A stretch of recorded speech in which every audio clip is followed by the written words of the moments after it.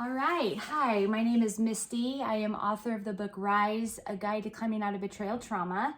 And this is my husband, Jim. He's joining me today. We just attended this awesome webinar a few days ago.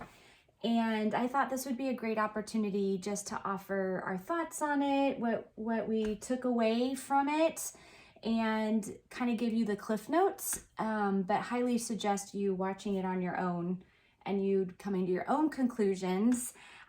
So the name of the webinar was The Tide Has Turned. And just to give you a quick summary of what it's about, it was basically some pretty big names in our community of betrayal trauma and sex addiction and domestic violence coming together and trying to kind of recap what the year has looked like recently with Christian authors and some of the newer books that have come out on marriage and sex. And Sheila basically Gregoire, and I'll go over who was in the webinar, but she said they had 3 goals: to lament some of the harmful teachings that the church has published and supported from Christian authors and pushed even in their congregations. Number 2, to celebrate some of the victories they've had recently. And 3, what next? Like where can we go from here?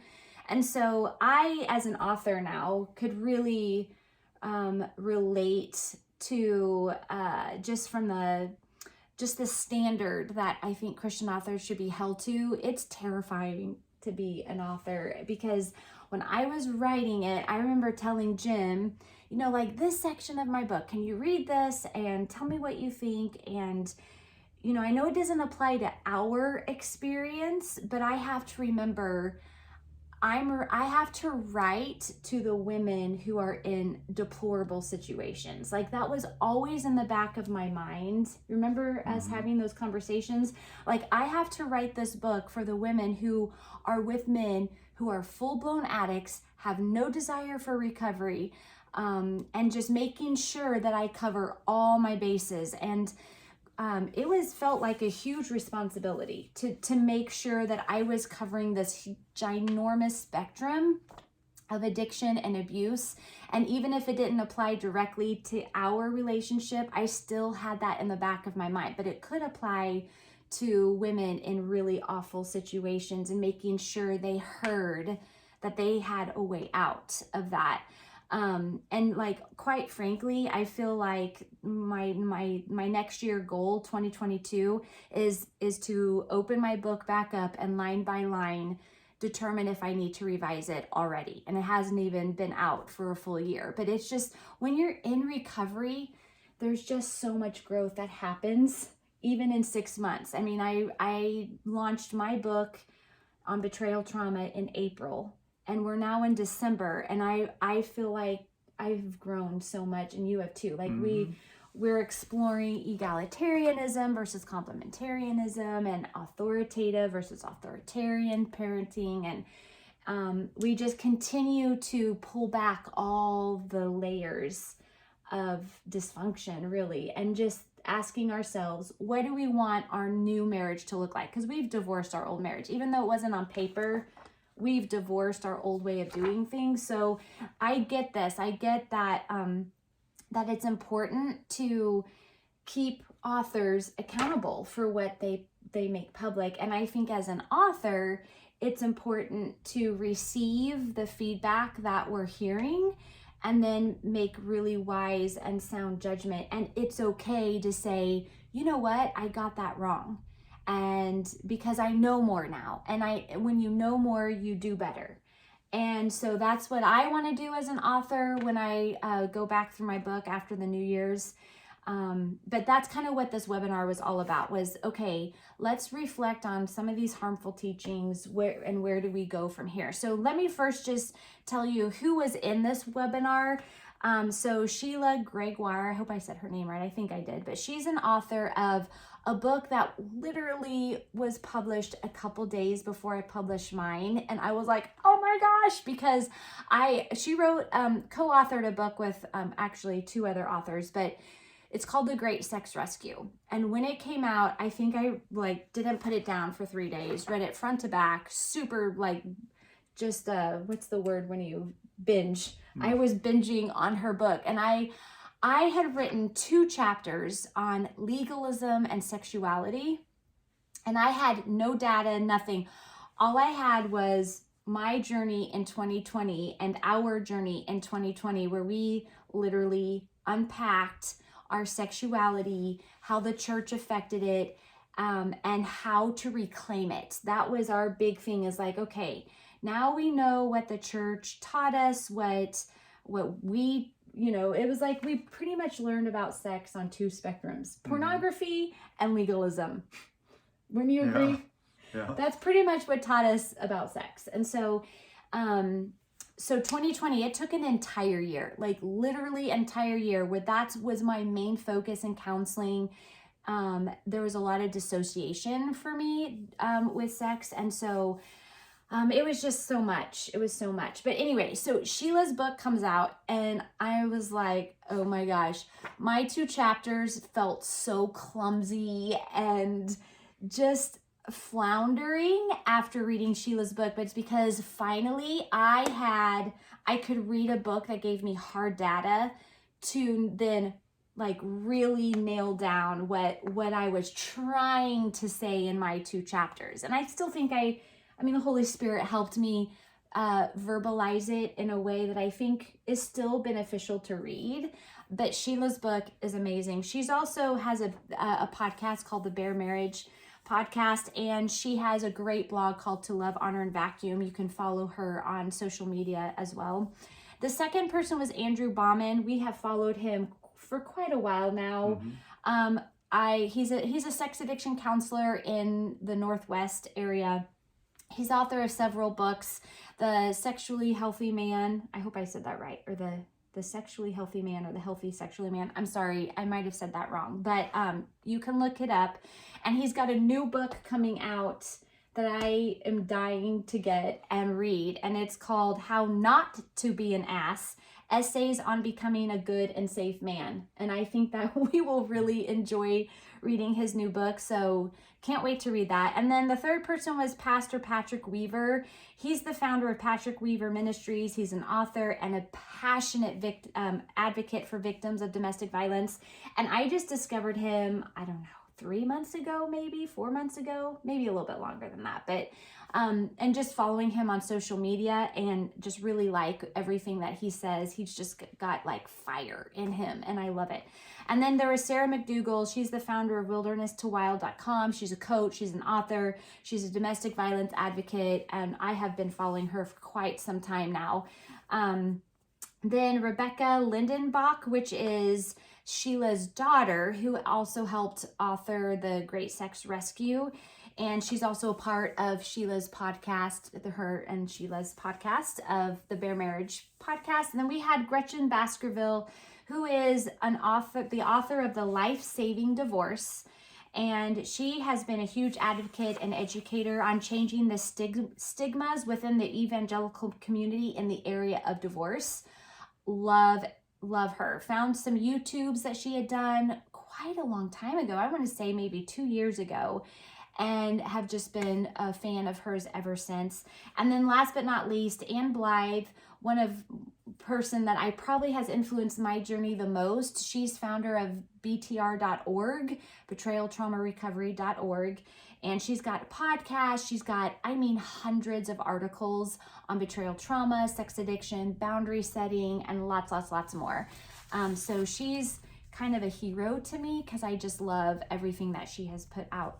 And so we already went over, those are the people that were in this podcast. So what's really been cool is we've been following them separately.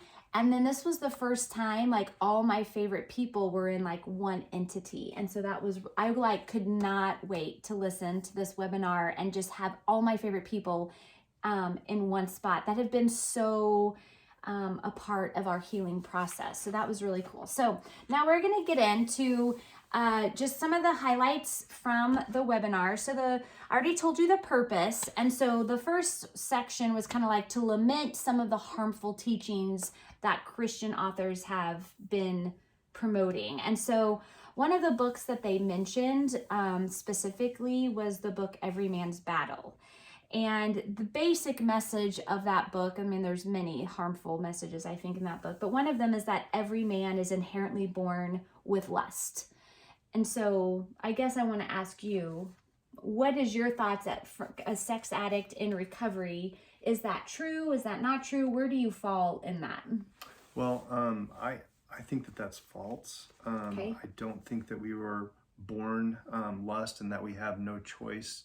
It's Right. just something that it's given and there's no option as a man. It's almost like it's saying we can't help it. Yeah. It's the message that portrays is women, you just have to accept it. We can't help it. We're all born to lust. Yeah. So I think it's an actual choice. Okay. Well, what would be the benefit? Like, what's the benefit of them teaching that message? Like, if all men lust, what's the benefit for them wanting that message to be heard and accepted by men? I think it gives an out for that for that. That's what I think too. struggle Like for it basically justifies we can't really help it. It's Yeah. really hard for us. Everybody does it. We're gonna Everybody's- relapse over and over and over again. Yeah, So it much. kind of lowers the bar. it does. And where It does does, I think- self-control fit in that? Like that's a fruit of the spirit. Yeah, So that's true. Absolutely. it kind of it makes it sound like men are born to do that, so they don't have to even try to have self-control. Yeah, that's true. And that there's no option. Like that's our only option. Yeah. Okay, so then they kind of went into is noticing a woman and admiring her beauty.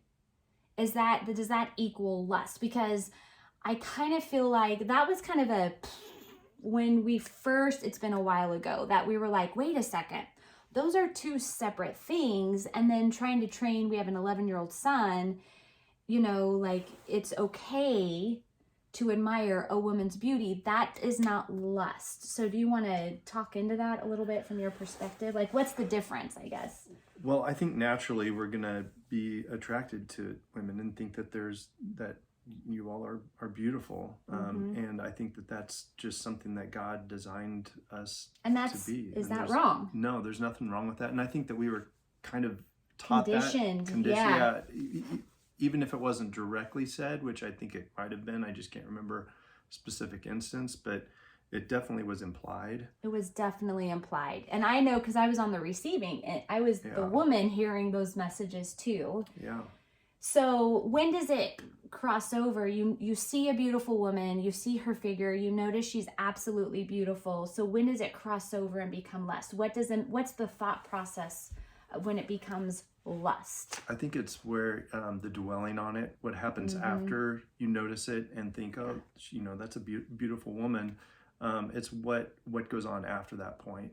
The dwelling on it, the maybe using it for some kind of selfish Sexual, gain, pleasure, to meet some kind of a need, an emotional or need inside. So what about undressing women with inside their minds, like undressing them? Yeah, that's kind of a big. Definitely That's crosses the definitely line. crossing the line. Yeah, right. And I just think that's important because you don't even have to have pornography.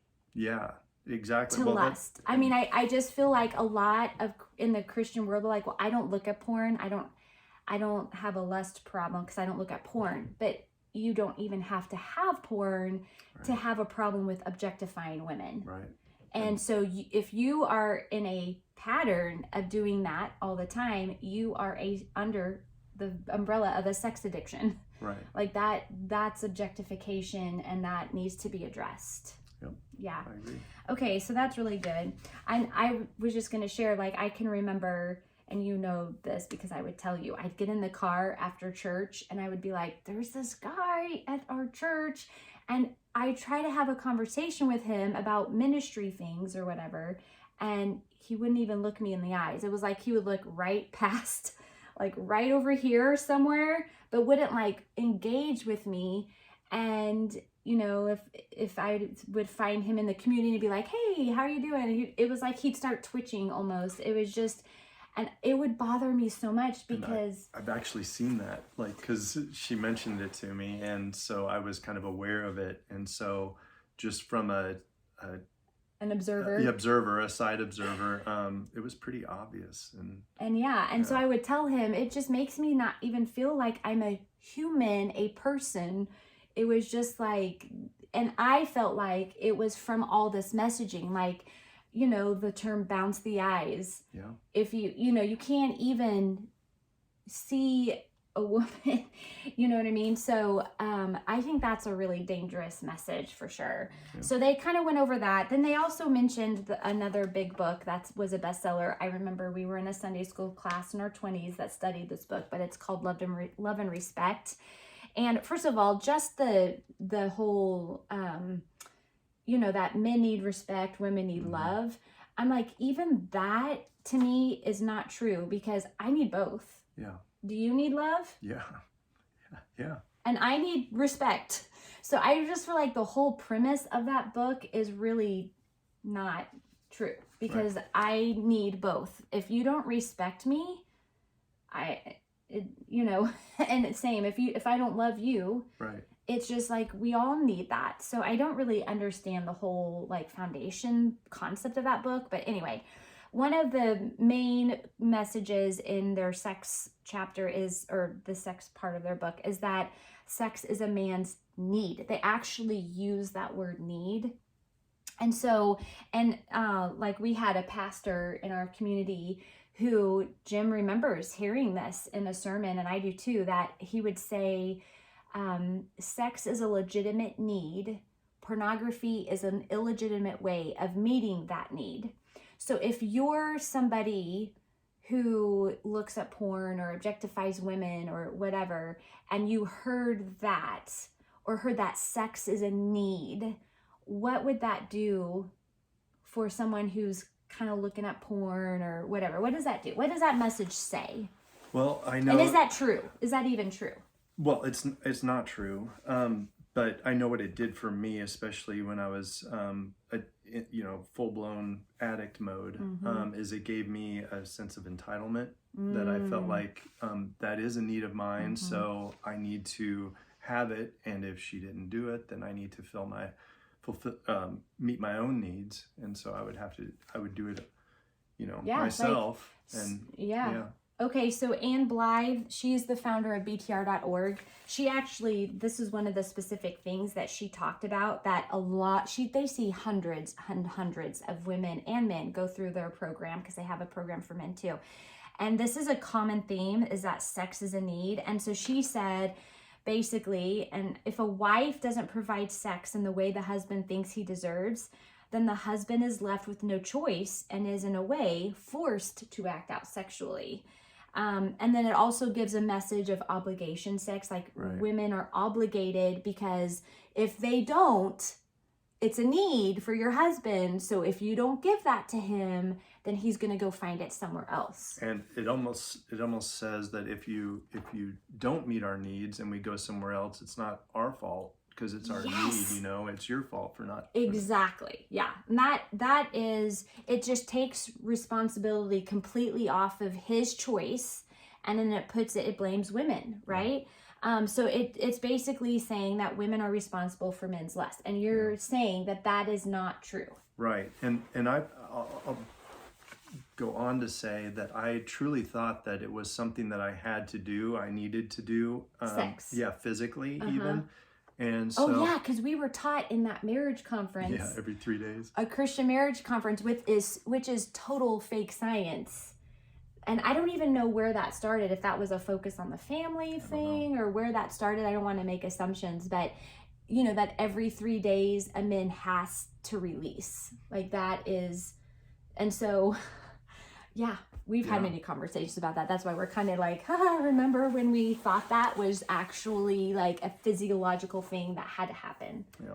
And so part of my recovery curriculum or workbook or whatever, one of the things was to do a 90-day fast, and not just from sex, but just all like thinking about, just complete fast from anything sexual, fantasy thoughts, anything. Yeah. And anything that falls under sexually acting out. Yeah. Whether that's thought life, objectifying. And honestly, I took that even further than that. Yeah, he just did. To try, because part of there's many reasons for it, but one of the things was just to kind of redo the chemicals in my brain. Yep. You know, because kind of calm them down, get the dopamine levels chilled out. Yeah. And so anyway, I went the whole 90 days and I thought that was not possible, but it was. And so that right there just kind of blew me. Because before that, what was the longest time you went? Wasn't it? It was 3 Well, it was months? it was about that. That was out of pure just white knuckling. Yeah, white knuckling, thinking that I was being punished for God for something that happened in our life. So yeah. So it was a different experience different. Do that with the Holy Spirit. Yeah. Totally different experience. Yeah, oh yeah, absolutely. Because you had went 90 days before without the Holy Spirit helping you, and then you relapsed. You went right back into it. But this time you went 90 days and then you stayed. Correct. The course. I didn't need you understood what the purpose was, there was a lot more to it. And you were in counseling then, and yeah. And honestly, I see now that it could be 90 days or, an indefinite amount of time, that we don't need that to survive. I love it. He's learned so much. This is so good. What about women needing to dress modestly so that we don't make our brothers stumble or whatever? Is that even, if a woman if all women dress modestly, would that cure lust? Yeah, absolutely not. So, and that's, again, that takes me back to just how messed up I have been. Just that I could see a woman that was just beautiful, that was completely modestly dressed, and I could still have reactions and still cross over into lust, even though there's nothing she did. There's nothing absolutely that she did. Because it wasn't her issue. It was a mine. heart. It was mine. It was my choice. It was a heart issue. And I go back, you talk about going back to Genesis and stuff. Yeah. And I go back to that verse saying that they were naked and they were unashamed. And so pre-sin, it didn't matter what a woman was wearing and stuff. It didn't matter. And then once sin came in, that's when it crossed over, and there was shame. There was that potential for lust, and so. And entitlement and power and control and blame shifting and all the things. That's so good. Okay, so, and then we already kind of talked about this, that many books on marriage in the Christian evangelical community, marriage and sex, they portray men as being incapable of self-control, that they're just born this way, they can't help it. And I actually read that exact, pretty much that exact sentence in a book for women on betrayal trauma. And I remember I was actually just reviewing the book to see if I wanted to use that book with my women's group. And I was just like, ugh. I cannot believe that this was a brand new betrayal trauma recovery book out on the market. It was like a 12-step-y type book. And I was just appalled that was still a message that was very blunt and in a current writing. So anyway, I just think that a lot of these books minimize real men. You guys can handle self-control. It is possible, and Andrew's really big on that. Yes, Andrew Bauman is so good about calling men out on this and saying and really pulling out their strengths. And I really love that about him. He talks about how men need to enter their woundedness and address their woundedness and really get into that pain, because that's what they're trying to avoid. And that's the only way to discover what they're really capable, their strength that they are capable of having, the power that they have through Jesus. So yeah, we really like how he does that. Okay, so Sarah McDougall talks about the importance to remember of the cultural conditioning of all of these messages, that it's like a systemic, it's a systemic problem in Christian evangelical communities, that people are conditioned to think this way, and we've kind of lost the ability to read something and then pick it apart and think for ourselves and weigh it to, is this really God's heart on this matter? And is this really what that scripture means? Did we take it out of context? let's look at the full context, who it was written to, and compare it with Old and New Testament and all of that. So how long do you think that this like conditioning has been going on? Well, I mean, I think we've kind of talked about this in the past, but just it goes back to, I think, Adam and the fall. Yeah, I and do just too. At that moment there's just kind of that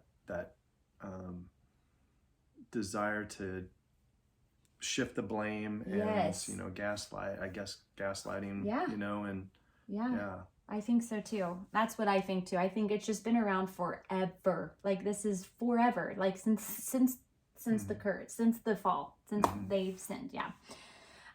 So Sarah said that this conditioning has also been shaped by those in power. So think of people in the Christian communities who are in power, pastors, authors, right? Teachers.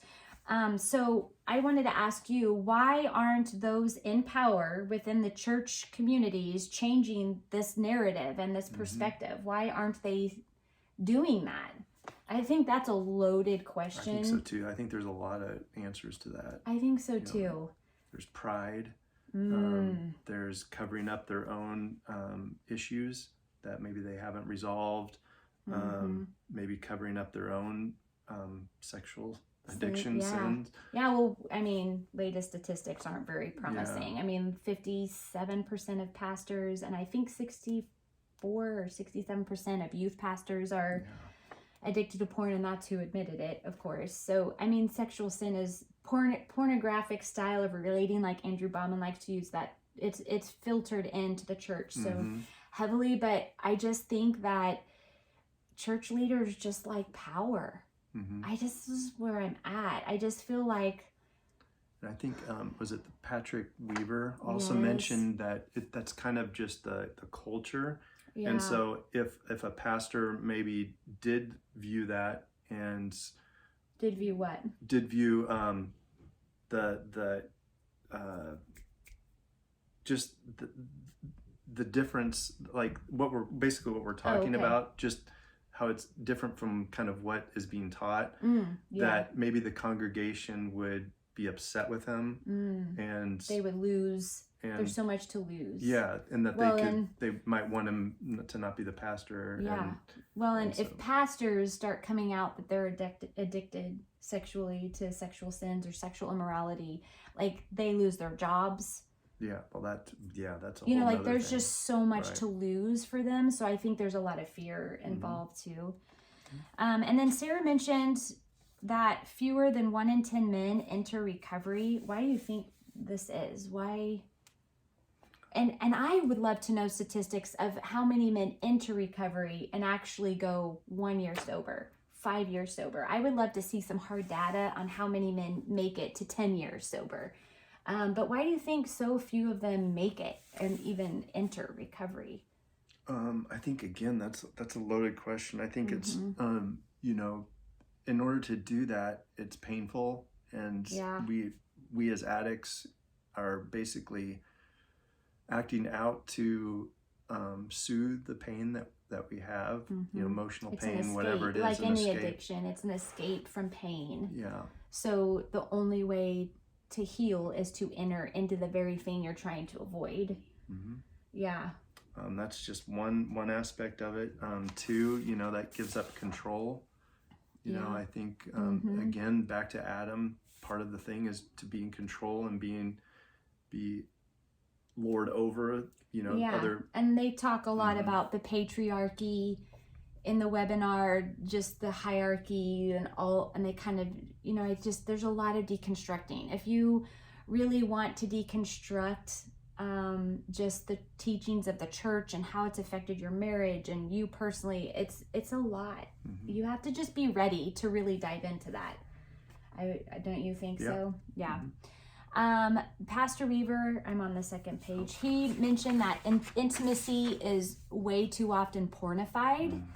So in other words, intimacy equals sex and sex equals love. That's my own, he didn't say those exact words, but I think that's what he was implying. So I just wanted to ask you, did you ever believe Absolutely. that. Absolutely. I think Dr. Laser in our little workbook thing that we're Yeah. going through, that was one of the core beliefs in his thing, is that that's oftentimes right. we Correlate relate sex equals yeah, love. right. And sex it doesn't equal love. It's an expression of emotional intimacy that's already in place. It's Right. just an expression. It's just the fruit. Like in my book, I say sex is the fruit, not the root of a relationship.